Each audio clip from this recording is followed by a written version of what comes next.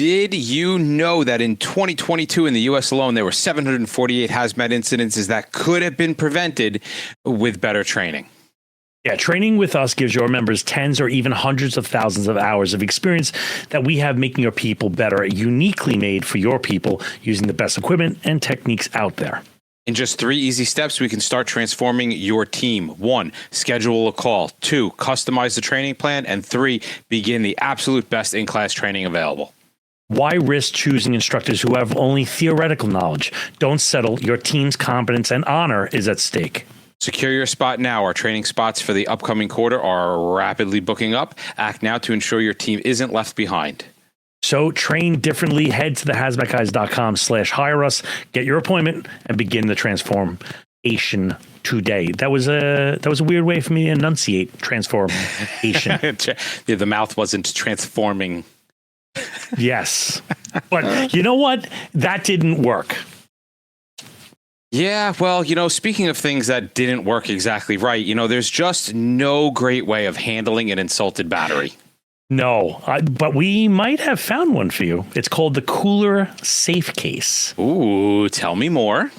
Yeah, KULR, which is KULR, a company that got its start solving thermal management issues for NASA, has incorporated a patented thermal runaway shield, or TRS, which is a coolant designed to slow the spread of the temperature. It increases the delta T to stop thermal runaway, and that stops the triggering of thermal runaway. So the design allows for blast plates and precision venting to ensure that the case can handle the pressure of a full state charge or a gas heavy cell.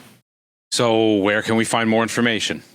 Well, there's a direct link to SafeCase on our website, or you can go to KULR's website, which is KULRtechnology.com. That's KULR technology.com, or through Safeware at safewareinc.com. Very nice. Hello, everybody. Ooh, I just realized that I was very dark in that, and all my lights weren't on. And now I look a little brighter and a little uglier. Yes, we have the next after action report, which is June 5th, 1930 hours Eastern Standard Time. Mike Hildebrand. The one, the only. Yep. So keep coming back for those things. Those will be a live format. Comments are on. Lots of fun. If you want to, maybe do a little bit of ball breaking, which is kind of what this industry is known for best, come get in the audience and throw us some pictures. Shoot some pictures to us. Let us know, hey, this is the picture. When I come on and I want to break this is what I want. Or call him out on X, Y, and Z. It's a lot of fun. We've had several really incredible guests on before. We're hoping to continue the tradition. We don't know who the next guest is. We're still working that out. It is to be announced. So come on down and play. Yep. And so conferences, actually, we were bus to get today for Baltimore. We have some crazy, you know what? I can let it out. Absolutely. We are doing another scavenger hunt. We are. Yep. So if you go to the Hazmat Hunt, I think that's live. Well, by the time you hear it, it will be live. Thehazmathunt.com. It will get you in there. You can get involved. It'll be on all the socials, but we partnered up with the IAFC. So it is huge now. It's huge. Prizes are phenomenal. You can get both prizes for your team, as well as for those of you that out there and are like, F my team. All right. There's stuff for you too. I hear you. I feel your pain. Can we announce any of the prizes? We have a couple of. I know we're throwing a solo stove on the thing on the prize list. I know Peaks is throwing a full service subscription. There's tons, and they're flying in all the time. So check out the website. Get involved. Amazing. Yeah, it's going to be a lot of fun. So we're really looking forward to that. And of course, you go on the website. We got all sorts of swag at the Hazmat Guys. The Hazmat as HMAF is up and running. So by all means, jump in and grab some shirts. Love it. All right. What are we talking about today? All right, so this like so many things that we talk about, it either stems from a run or a training, and this kind of stems from training. Doing an evolution, doing a full week of hands-on training, and I started trying to set up. I never set up the students for failure, but I set them up to start to be able to think ahead. And that first, they had a really hard time with the whole concept of behavioral modeling. So I wanted to kind of go through what they learned and how they learned it and how it applies to so many different aspects of the run. I thought it would be neat to kind of unpack that a little, because I really do think, and I know you feel the same way, Bob, that the behavioral model is so underutilized as far as like a concrete thought process and where it applies, that, and then once people have it and once they're like, oh, that makes so much sense. Like, yeah. Of course I wouldn't do that. So here was the situation that we gave them, and I use this. I a little hesitant to give this out because I use this situation a lot to get people to think. So I'm hoping that newer people aren't listening to the show and then they're like, I heard about that. Hey, we're just going to do this. All right. So it's all right. So it's one of those things, it's that impossible, railroad accident at a crossing with a, chlorine container, 406 overturned, box truck involved, box truck dumps, potassium permanganate and potassium cyanide on the ground. Ooh, right. So we've got the chlorine release, we got the fuel spilling everywhere.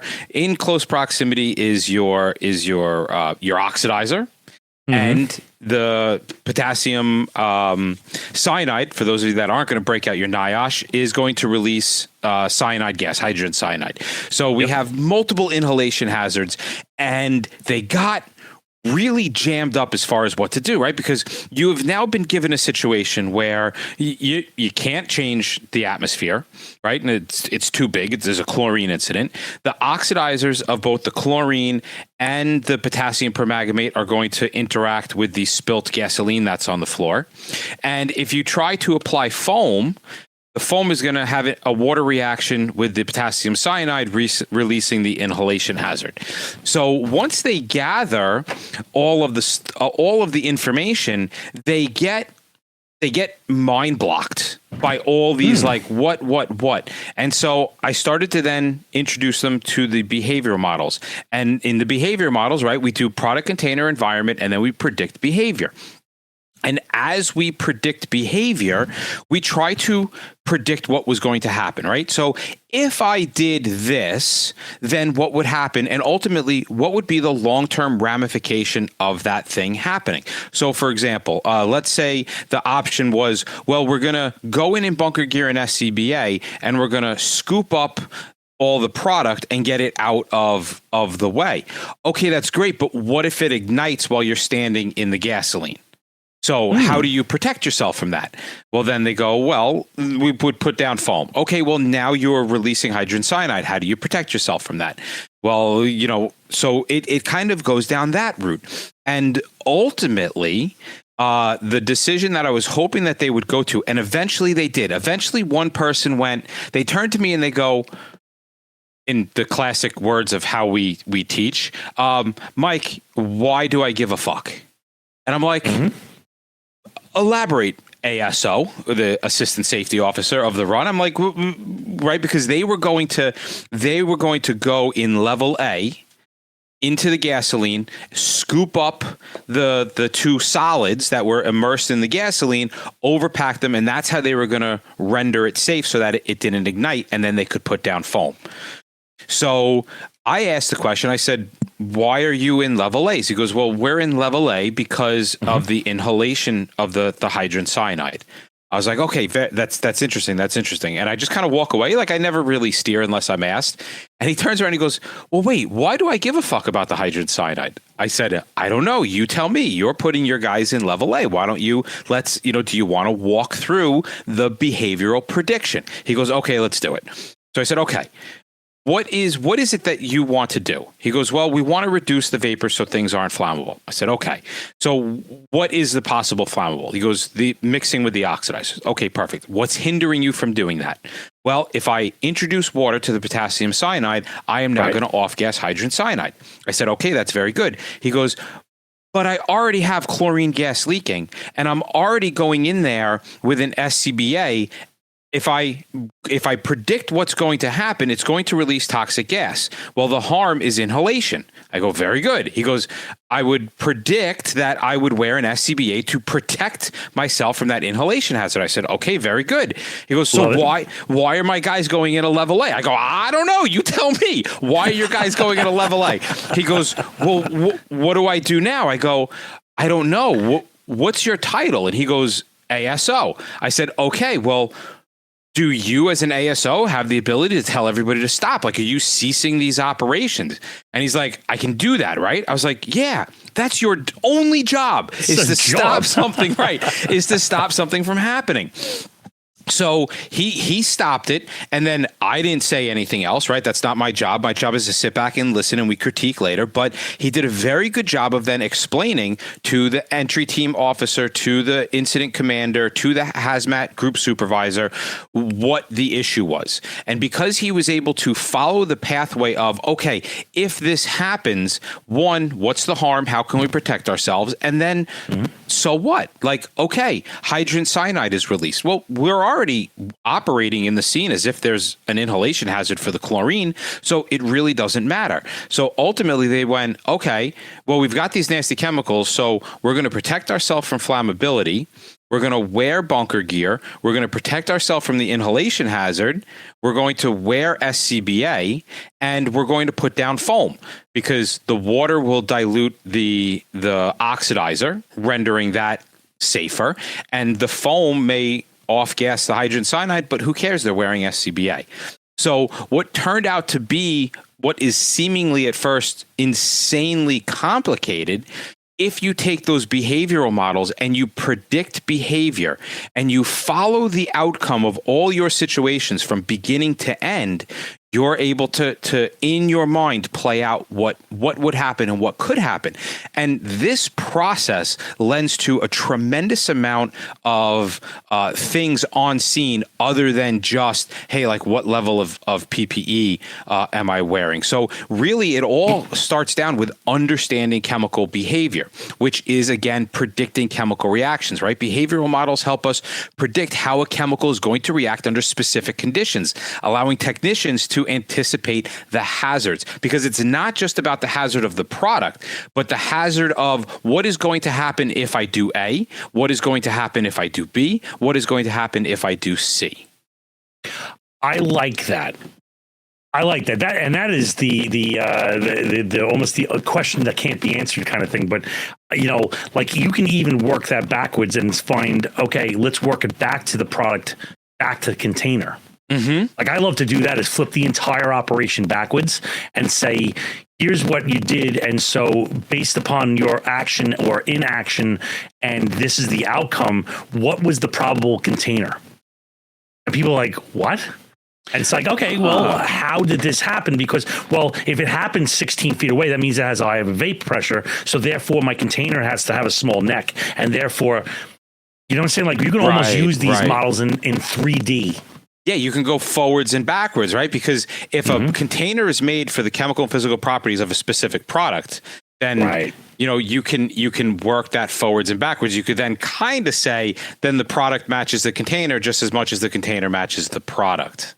Right. And you think about it even from an economic standpoint, like they're not going to put just, witch's hazel in a stainless steel keg. Right. They're going to be putting like super duper caustic, really, really expensive stuff. They don't waste money on stuff they don't need to do. So when they have a container, it's specifically made for that. So that identification of unknowns is, you have to use your observation behaviors. This makes your decision process very streamlined. Yeah. And I will say it's not for, I'm not going to say you need the 18 guy there, but maybe for the tabletops, you need somebody that really understands it to kind of guide it. And then once they get the flow of it a couple of times, they're like, oh, I don't need him here anymore. Right. And I get this. That is what happens. And it's good to see people, everybody needs to understand the behavioral models, right? Because ultimately, everybody has to be okay with the situation. So, the guys going into the level A, they weren't comfortable with the idea of now they're quote unquote dropping down to bunker gear. But when they were explained the situation and the science was explained to them, and once the tech guys or the resource guys heard what they were doing, and they were like, yeah, that makes sense. Like everything kind of was congruent and made sense. And from there, we can go into the tactics of the incident management, right? We can use these predictions. If we follow a path, if we say, I want to do this, then you start to ask yourself, okay, well, what happens if I do this? And what do I need in place to have this done? So we can use behavioral models. The technician can develop these strategic response plans tailored to the specific properties of the behavior of the chemical physical property of the chemical that's involved. I do this all the time and I say this, at least I know I do, on my classes. If you're having to raise your level of PPE, it's because you haven't hazmated hard enough. If I am I want everybody to understand that when you're heading to a hazmat incident, you're not dealing with the cards that were handed to you. You have the option of changing your cards. And if you don't understand what I'm talking about, you should go and sit in one of our classes, because you can modify scenes to suit you very well. And that includes, like, do I evacuate? Do I isolate? Like, when do I do this? It tells you, like, oh, it's based on this or it's based on that. It could be safe zones. It could be guiding evacuation. We do these things and we modify the chemical physical properties or the scenario or the scene or the mission or whatever to protect us and them. Yeah, we use these behavior models. We walk through a process, even as far as like, okay, well, how are we going to contain this product? How are we going to decon this product? Are we going to neutralize this product? Because the understanding of that chemical behavior, it allows us to select the appropriate containment vessel, right? If I know I've got an acid, I can't throw that into a carbon type of a drum, a carbon steel type of a drum. There may be a chemical reaction. At the same time, some acids are going to eat away polys. I can't put gasolines in a lot of polys. And then how could I potentially get rid of this, right? We have a nitric acid. We use a stuff that we absolutely love called green stuff. And I would use green stuff on any acid run. However, it is going to react poorly with nitric acid. So that is part of my behavioral models, right? I can use it, but what is going to happen? How can I minimize the impact to life? How can I minimize the impact to property and environment while at the same time formulating something that I can reasonably do with my manpower? Because manpower has to be considered as well. Which brings us into probably, I would say, arguably one of the more important things is your PPE selection.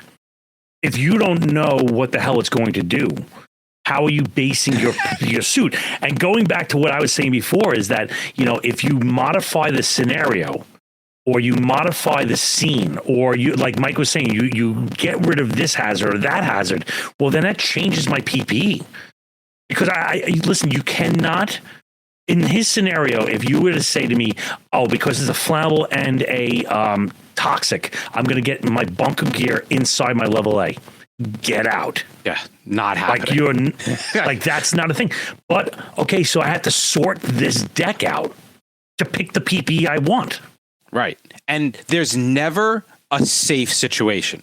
And I don't mean that there's never a right answer. There's never a perfect answer, I guess I should say. Everything that you do is going to have an inherent level of risk. So yes, could somebody have an inhalation issue? Well, if they put the foam down and there's an inhalation hazard and somebody gets exposed, then you didn't do your prediction models correctly, because you should have turned around at that point and said, okay, well, let's plume model this. If I put water on it and if I have a sudden release of the hydrogen cyanide, where's it going to go? What is it going to do? How much is there of it? So even that plays a role in predicting behavior to the point of, pushing whether or not a tactic is going to go through, right? with decontamination can be put into this category as well, where we want to turn around and go, okay, if we're going to do this, maybe we're going to get dirty. Well, if we're going to get dirty, do we have what it takes to protect ourselves and clean ourselves up from it?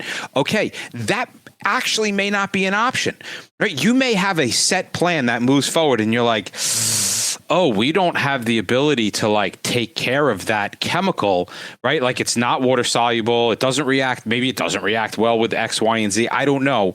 But you have to follow that plan all the way through. You don't want to be in the middle of a plan and go, holy fuck, I didn't realize that was going to happen, right? Like that is an awful, awful moment. To like, and if something does go wrong, you want to know, was that something that I missed? Right? Or was that a change in the situation? Is reality not matching the theory? Yeah, right? You can't deal for every plot twist. You can't. Right.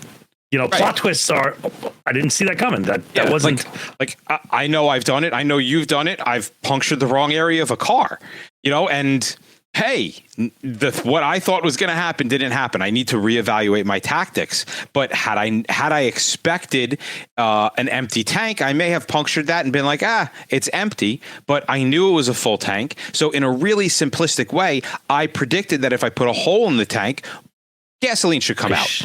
I should see this, and it didn't. So my theory didn't match with my reality. The reality was I was an idiot and I put the spike in the wrong spot. So, but I was able to be like, aha, this doesn't match. And this idea is congruent throughout the entire run. Plan out the entire run. Do behavioral prediction models from start to finish.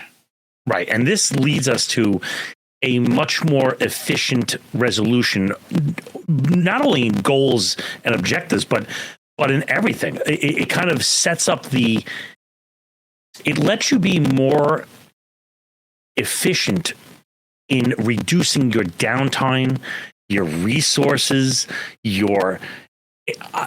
why stand when you can sit? Why sit when you can lay down? Why lay down when you can just take a nap, right? I want to take it to the most efficient move, because then anything I add on top is just bonus. Yeah. So when we hear all of these people use keywords like risk management and risk safety and risk-based this and you know, risk-based that, if you're not sitting in a class that is not teaching you how to predict behavior, you're not sitting through a class that's doing a risk analogy, a risk assessment. You're just not, because you should be able to use the behavioral models to perform detailed risk assessments that should aid you in the development of fully understanding and comprehending, that's not the right tense of the word, comprehending the potential liabilities, like the potential risks that you're pushing forward in your strategies. That's right. Really key. Anything that's risk-based needs to push behavioral modeling. If it doesn't, it's not risk-based. They're just teaching you facts. Right. It's only in the title. If it's not if it's in the title, it just checks the box. What we're coming down to is that you're not going to just pick this up. I know it sounds simplistic. I know, but it takes practice, and you have to incorporate behavior models into your training programs. That's going to make your techs ready. That's going to equip them with the knowledge to handle those different incidents. And you know, a small side note is like we put out this stupid book. We thought it was a joke back in like 2018, that drill book. With the nerds book? I cannot tell you how many people like, can I get my hands on that thing? And now it's like we were nobodies. We're still nobodies, but we were nobodies when we did that. And we had like 18 people contribute. And I cannot tell you how many freaking emails I still get on almost a weekly basis saying, are you guys going to put out volume 2 and 3? Yeah. We are. And these type things have to be an entire section of that book. Yeah, because when you put together, and I know, Bob, we've done scenarios together before. I know we planned the same way, right? Like if you just put out a scenario and they go in a completely different direction and you don't know ahead of time what the behavior of the product is going to be, you're going to be like, oh crap, I didn't realize they were going to do that. Well, what? No, you got to think ahead to every possible situation that they may choose and have a plan laid out in case they go in that direction. Right. So this also allows us to effectively communicate and collaborate within the incident command system, especially if you have a unified command system, right? Because the behavioral model is going to help us predict what resources we're going to need, what kinds of things we need to communicate, what agencies need to be involved, how far is this going to spread, what is going to happen if I do A and B happens. Well, who needs to be called for B? Who needs to be called for C? Does D require use of an emergency operations center because we're going to be evacuating? I like that. And to wrap this one up, is also big for public information, like the PIO guy, right? And he's going to use this modeling, this guesstimation. But it's not even a guesstimation. It's a pretty solid. I'm predicting, which means I'm aligning for this. We're all marching in this parade route, this direction, because I predict it's going to be successful. I wouldn't do it unless it was going to be successful. But this allows for him to give accurate, timely public information, which reduces panic and misinformation or disinformation, if you're into that. Or do like separate facts. And don't forget either, guys, it's okay to be wrong in some of your predictions. We work off of a 30-70 type model where if at best we know 70% of the information, that means 30% of the time we're going to be wrong.